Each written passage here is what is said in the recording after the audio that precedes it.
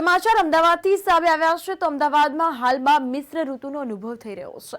તેને કારણે રોગચાળો પણ વકર્યો છે અને હાલ શહેરમાં શરદી ખાંસી જેવા વાયરલ ઇન્ફેક્શન તથા ઝાડા ઉલટીના અનેક કેસ નોંધાઈ રહ્યા છે। ત્યારે અમદાવાદના હાઈકોર્ટ પાસે આવેલ સોલા સિવિલ હોસ્પિટલની ઓપીડીમાં દર્દીઓની લાંબી લાઈનો થઈ છે। તો આ અંતર્ગત તેવામાં છેલ્લા એક સપ્તાહની અંદર ઓપીડીમાં 10 થી વધુ કેસ નોંધાયા હતા તથા આશરે 1200 લોકોને વધુ સારવાર માટે હોસ્પિટલમાં ભરતી કરવામાં આવ્યા હતા, જેમાં સૌથી વધુ વાયરલ ઇન્ફેક્શનના કેસ નોંધાયા છે। આ ઉપરાંત પાણીજન્ય રોગોમાં ઘણો વધારો જોવા મળ્યો છે।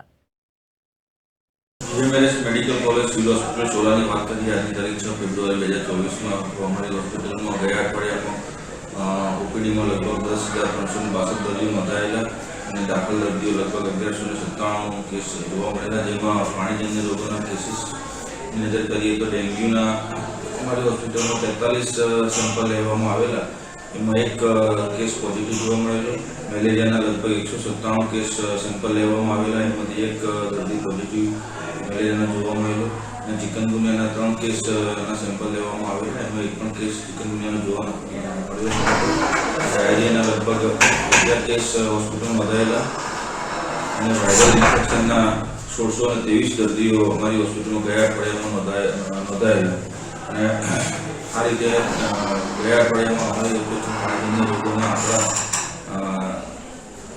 આ રીતના છે। સર, અત્યારે ડબલ ઋતુનો પણ માર છે, તો લોકોએ કેવા પ્રકારનું ધ્યાન રાખવું જોઈએ? હા, ડબલ ઋતુના કારણે સામાન્યતઃ ઇમ્યુનિટીમાં આંશિક ઘટાડો થતો હોય છે, તો દરેક જનતાએ પોતાની સ્વાસ્થ્યનું ધ્યાન રાખવું જોઈએ, સંપૂર્ણ પૌષ્ટિક ખોરાક ખાવો જોઈએ, ગરમ પાણી પીવું જોઈએ અને જો વધારે પડતો તાવ કે એવું આવે તો જરૂર પડે તો નજીકના સરકારી હોસ્પિટલના ડૉક્ટરને બતાવી અને જરૂરી સારવાર લેવી જોઈએ।